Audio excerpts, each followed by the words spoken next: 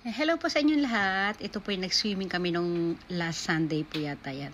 Ayan, naglo-lotion na ako niyan. Nahiya pa ako lumabas kasi naka two-piece ako. Ayan, lotion muna tayo.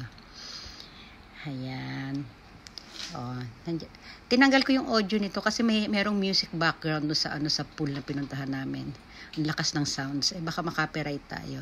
Ayan, napaluhod ako sa doon sa beads ng aking yung pang cover, kaya napaluhod, masakit. At na tayo. O, di ba? Hindi humihinga, o.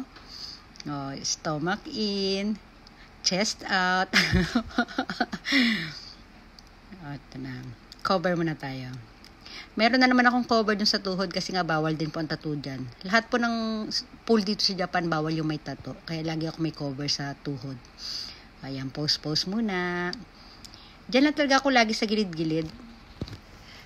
Kadalasan po nagpipictorial lang ako pag nagsuswimming kami. Sila nagsuswimming, ako nandyan sa tabi-tabi. Kasi nga po hindi ako marunong lumangoy.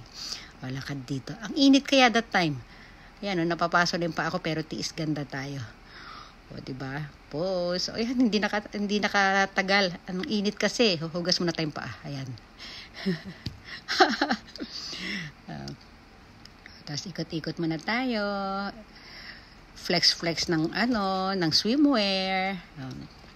Ang ganda ng paligid, 'di ba? Ang ganda ng ulap, ang ganda ng talaga, ang ganda ng weather that time. Ayan. Hindi ako humihinga. 'Di ba? Hindi talaga ako nag-almusal that time para medyo sobrang flat ng tiyan. Hindi naman sobra, basta para maliit yung tiyan. Yan, oops. Buti na lang talaga may cameraman tayo,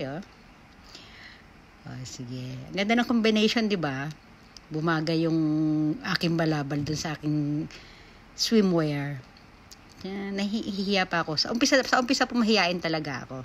Mamaya bubuyang-yang ko din yan. Ayun. Tiyan na. Ito, ibang design pwede. Maraming design yung na yan balabal. Ano ba tawag dyan? Balabal yan, di ba? Nagsa-sunbathing. Mahilig lang talaga ako mag-sunbathing kahit negra ako. Negra na, nagpapanegra pa lalo. Yan na. Medyo mahihain pa talaga ako that time. Ito na. Ayan na, pupunta na doon sa gilid ng pool.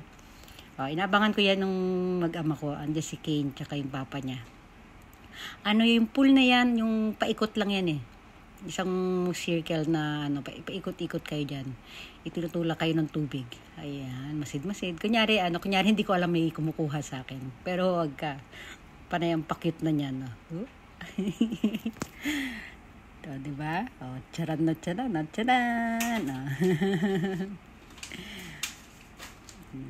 Hinahanap ko sila. Kasi umikot sila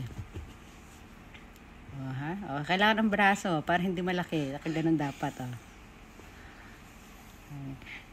Ang ganda ng weather, ang ganda ng ang ganda ng light, tawag yan? Lightning. Basta yun. Yan na, nagtanggal na siya.